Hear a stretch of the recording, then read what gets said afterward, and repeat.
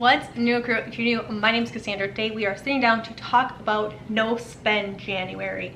I've been doing No Spend January for probably, I think this is gonna be my 6th year now. I love No Spend January. It's actually something I look forward to. So we're gonna be talking about that if you want to go ahead and also do No Spend January this year. We're gonna talk about my reasons, why I like to do it, and just different things to think about heading into No Spend January. When we're talking about No Spend January, obviously we're paying our bills. We're doing grocery shopping. We're still paying on all of our things. It's just we're not buying the unnecessary things. I know, especially for me throughout the holidays, like November, December, it becomes very easy to just swipe your card and you kind of get into that habit maybe of putting extra things in your cart, whether that be when you're grocery shopping for the holiday treats, for the holiday candies, for the cookies, Christmas presents, all of those things. I also, 4 of my 5 children have birthdays right within that like last quarter of the year. 2 of them a couple days before Christmas, a couple days after Christmas. So there's a lot of buying in the 4th quarter for me, and No Spend January is a really good reset for me mentally heading into the new year that, okay, we are stopping the spending, we're stopping the hemorrhaging, and we're just gonna slow way down. And I mean way down. We're completely stopping it. We're cutting it to a halt, and we are going to do No Spend January. Along with No Spend January, I've also been doing a Pantry challenge where for the month of January, I try to spend the least amount on groceries as I can. That's pretty easy for me and my family personally because we homestead, so my pantry is stocked of vegetables and fruits and meats that we either grow ourselves, source locally, and it's a good time for us to really cut back on our grocery budget, use what we've worked really hard to grow and preserve all year long, and just make sure that we're actually using the things that we put our time, effort, and money into the year prior. The absolute best thing for me personally about No Spend January is the fact that it only takes 21 days to make a habit. So if you do this for the 31 days of January, by the end of it, you should have a brand new mindset on how you think about money, how you spend, your habits when you're shopping, just your habits on how you spend money. And that's the cool thing for me personally, is that it's not just like you do the month and it's done. It's you do the month and it really just gets you into a really good financial mindset heading into a new year to make and create new habits, stop the maybe impulsiveness of shopping, figure out your relationship to shopping, your relationship to money as well. So I think it's a really good life lesson, and I think it's something that every adult should do at least once in their lifetime and just see what you can take from it. Moving into some of my thoughts around No Spend January as well, the biggest thing for me heading into No Spend January is to just use up what I have. That's what I do during Pantry Challenge. I use up all of those foods that we work hard to go ahead and make sure that we have for a year's worth of food for our family. But I go beyond that in No Spend January. It's also, we all have some of these items in our household, I can promise you, whether it's old cleaning products that maybe we really didn't like the scent of, or we didn't really like something about it, maybe the way it cleans, the way we use it. This is a good time of year to just use those products, those old cleaning products that are about to go bad. Maybe you have body care products that they just aren't necessarily your favorite. Instead of going out and buying a new body scrub or a new body wash, just take the month and use that sucker up. Just use up the thing that you don't really like that much because of whatever, and just get it used up. Save the money, wait until February, go and buy a new one, and just get rid of it. This is also a good time for, like, I personally don't have a lot of these things, actually none of these things, but maybe it's hairsprays, it's nail polish, maybe like you run out of your favorite lipstick, but you have some old ones that you don't really like that much, but you're gonna use them up, so you use that one for the month. It's things like that, just using up what you have, the stuff that gets shoved all the way to the back of your bathroom cabinet, your cleaning cabinet, your pantry even, and just using them up. That is the whole theme for me personally with No Spend January. If you find yourself walking through a store and you find something you like, the cool thing is January is only 30 days. And if you saw something that you really liked, I would say, can you wait 30 days? That's really what it comes down to, because you can always go back and you can get it in February. Is it a need? Because I think the problem with influencing and the internet and all those things is people sell you on the idea that everything is a need, that nothing's really a want. Even when it comes to like cleaning products, gadgets, kitchen, like if I have one example right here. Here, we'll talk about this. I was influenced to buy these bread pans. I really like these, don't get me wrong, but it comes with a top. It's really nice for making sourdough breads and things and just regular bread. These were on sale on Amazon a couple of months ago, maybe even longer than that. We're a large family, right? So you can get a 1-pack here, or you can get a 2-pack. And I thought, we're a large family. If my goal is to be making all of our homemade bread, I should probably get 2 of these. So I got 2 of these things. Do you know how many times I've used these? And I like them. It's not that I don't like them. I enjoy using them. It's just, I don't always reach for them. And I think that's because I have too much. I have too much stuff in my kitchen, and I've just really, my Dutch oven's back here, I have sourdough going right now. I just prefer an artisan loaf of sourdough bread, and that's fine. But I have a 2-pack of these that just sit in my pantry. I don't use them very often. My sister-in-law doesn't know it, but next time I see her, she's going to get one of these because I definitely don't need 2 if I'm barely using 1. I thought I was gonna need it, and I just don't. And if I probably would have waited another 30 days and just gotten deeper into sourdough and realized that we just like the artisan loaves, I didn't need to purchase these. I just purchased it too early, and I just don't use it as much. Like I said, I really enjoy these. I like the way they cook and things. I love having the sandwich style bread, but we don't like it as much as an artisan bread. That's just kind of my thought on it. I was sold on this idea that if I was gonna be making my own bread, which is a goal that I had, I needed to have this so that I could reach that goal. And it's just not true. It's just not. So while you're out shopping, just think, can I come back and get this? And there's also the thing that it's instant gratification. I think for a lot of people that you see it, you want to get it now, and then a lot of times we end up regretting it later, like my bread pan here. Not that I necessarily regret it, but I definitely regret getting a 2-pack. I definitely could have gotten away with 1. So live and learn, I guess. The other thing that people usually will ask me on in these videos is, but the after Christmas sales, they are so good in January, and I want to get these things. What I would say to that is, because I have taken advantage of after Christmas sales 100%. One is I ask myself, seriously, have I been wanting this? Am I actually going to use it? And is it worth it even for the sales? One thing that comes to mind specifically is I got a 22-quart roaster pan after the holidays. It was on sale for like 20 bucks or something. This was a couple years ago, but even back then that was a stellar deal. Normally I think they're $50. I did purchase that during No Spend January. I spent the $20 to get it, but that's because we do Homestead. I use that roaster pan all the time. I've definitely gotten my $20 out of it. Absolutely love it. I use it all the time. I had been wanting it for a really long time and just waiting for a good deal to get it. So I broke my No Spend January for that specific thing. So it's really hit or miss, honestly, when it comes to the after Christmas sales, because that's what gets me too. So I would go in and I would say, do I really need this? Is it actually a good price? That's a big one, because a lot of times after the holidays, sometimes things are a good deal and sometimes they're really not. So ask yourself, is it actually a good deal? Is it actually worth the price that they're asking?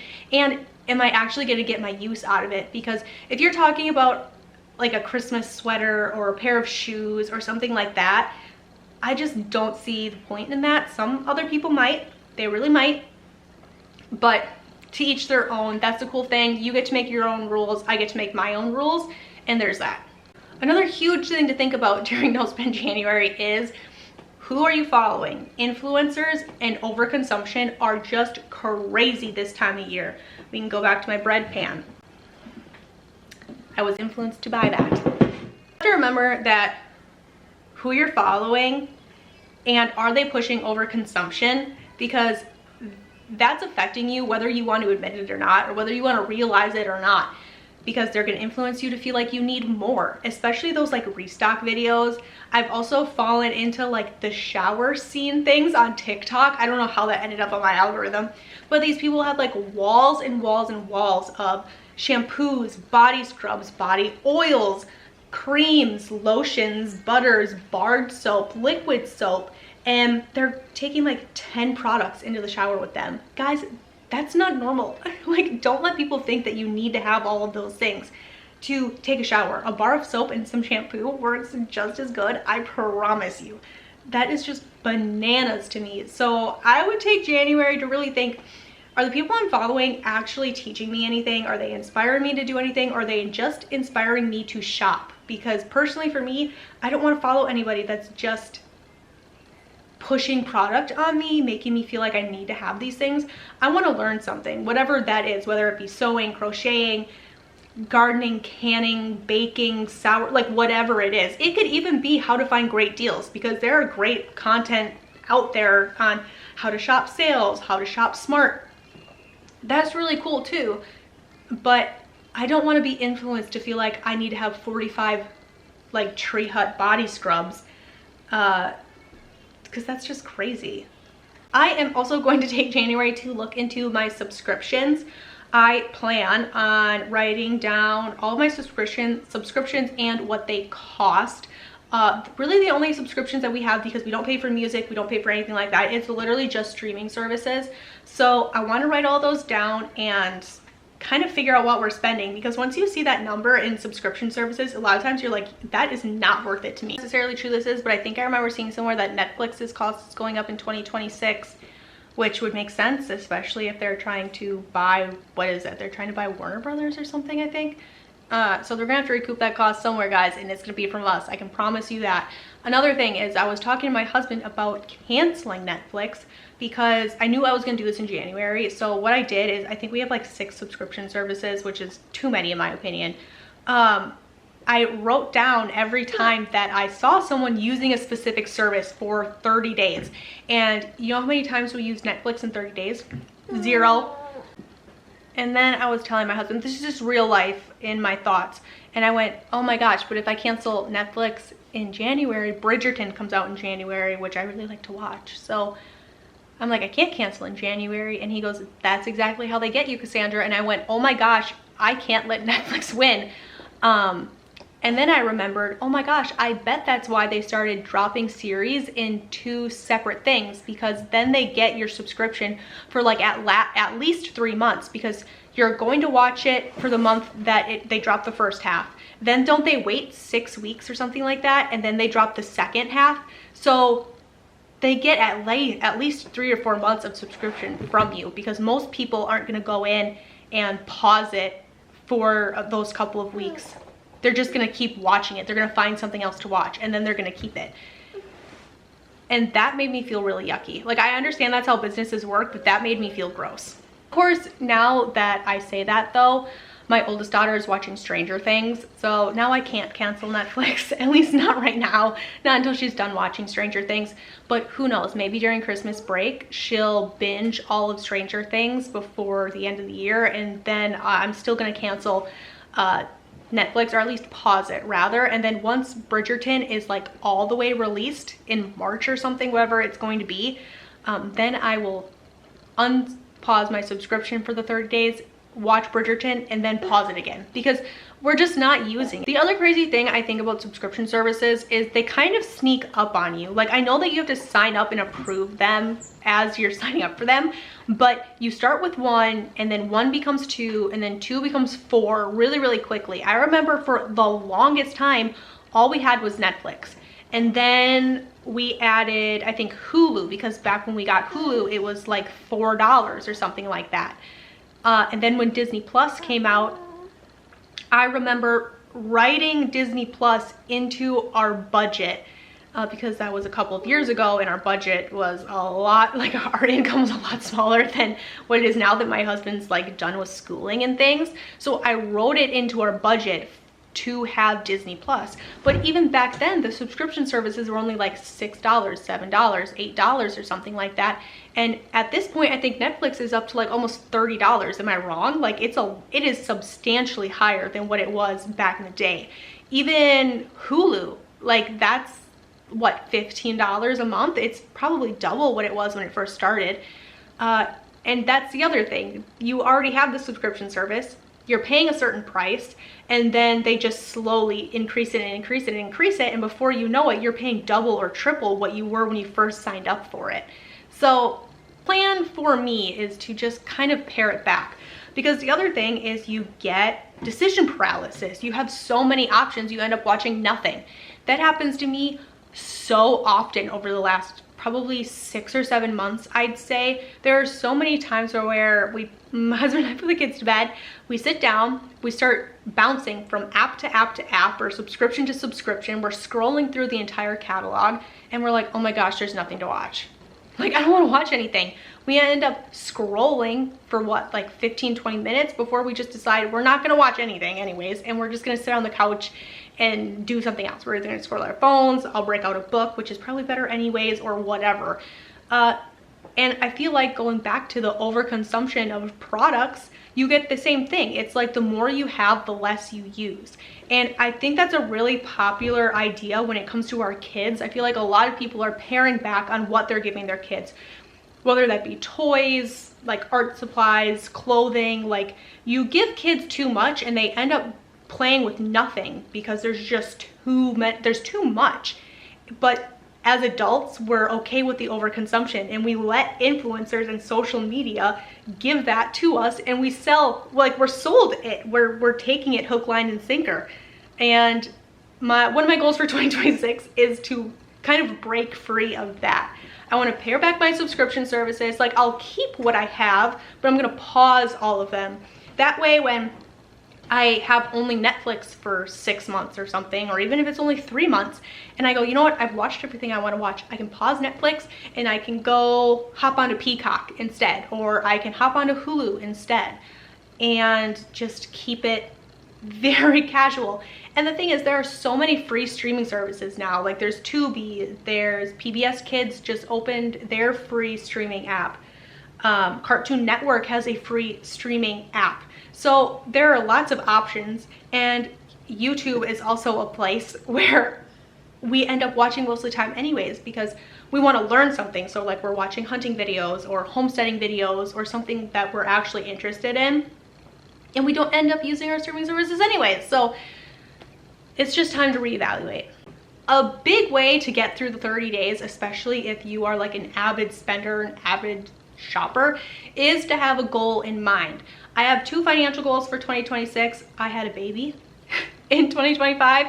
I would love to pay off that medical bill and just get done with it, which is what I plan on doing with my Pantry challenge money. Whatever I don't spend on groceries is going to go toward that medical bill.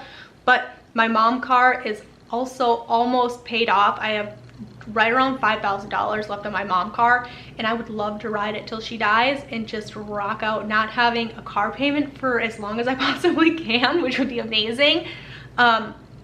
So whatever I don't spend in No Spend January, whatever I save during Pantry challenge is first gonna go to paying off that medical bill. I'm not gonna pay it off because I think that medical bill is like right under $3,000. So I'm definitely not gonna pay it off by 1 month of no spending, obviously, but I can definitely take a chunk at it. And I'm just gonna really watch my spending for the month, for like the entire year, because I would love to get my car paid off and just be done with it and ride her till she dies. So having a goal helps, because when you are in the store, if you want to go window shopping or you're grocery shopping or something and you're thinking about throwing something extra in the cart, you can go, do I want this product, or would I rather have that money to put towards that medical bill, put towards that car payment, make an extra payment on my mortgage. I know people personally in my life who also participate in No Spend January, and whatever they save from No Spend January, they put towards their mortgage. They put that extra money on their principal, goes right to the interest on your mortgage payment, which is the way you should do it if you're making extra payments on your mortgage anyway. But just by doing that, you can cut the overall time of your mortgage significantly. I like your I think people would be surprised if they don't eat out for an entire month, if they don't get their coffee, their Starbucks coffee or their Dunkin' Donuts coffee, whatever it is, for an entire month. If they're not buying those extras, those impulse purchases, and you'll be really shocked at how much you can spend. That same family that puts all that extra money towards their mortgage every year, every time they're in a store and they almost buy something, or they almost log into Amazon to buy something, they actually take it in a notebook, they write it down. What I almost spent, her and her husband do this. And at the end of the month, they total all those almost spents up.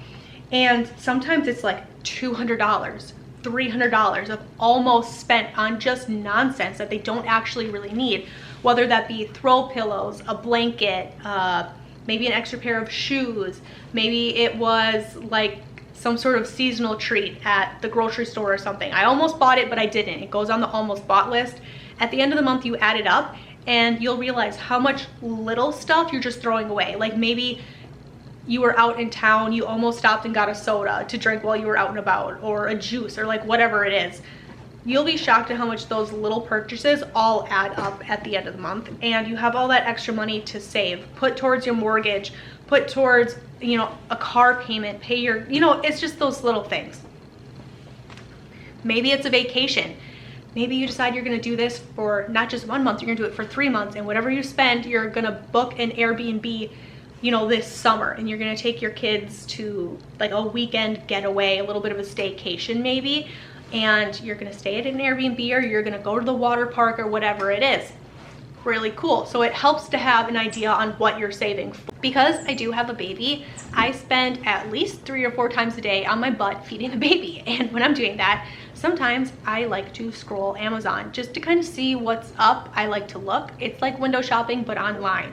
And every once in a while it gets me and I will purchase something. So for the 30 days, I'm going to delete Amazon off my phone so I'm not internet window shopping, and I don't get even tempted to buy something during No Spend January that I just don't need.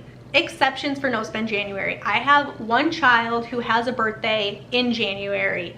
That will be an exception for that day. We always let our kids pick a restaurant for that day. We will get him his decided meal.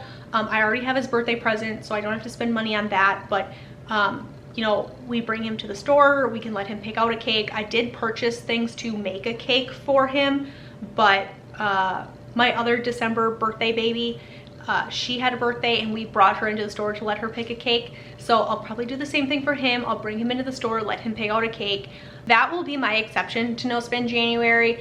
Also, I might have one more exception, and that is my vacuum cleaner is on its last leg. So I'm taking some time to research vacuum cleaners before I purchase a new one. But if I find one that I like during January, I will still go ahead and purchase that, because I don't think my vacuum is gonna hold out all the way through January. It might not. So we will see what happens. We'll see. But those are the 2 things I'm taking exceptions for. And my other thing would be, if you flub up, if you let an impulse take control, don't let it ruin your entire month. It's just one thing. And also, don't make excuses. Don't be like, oh, well, you know, my son has a birthday in January, I can't do January. So those are kind of my tips, tricks, and my whys for doing No Spend January. Let me know down below if you are also participating in No Spend January, and I will see you guys in the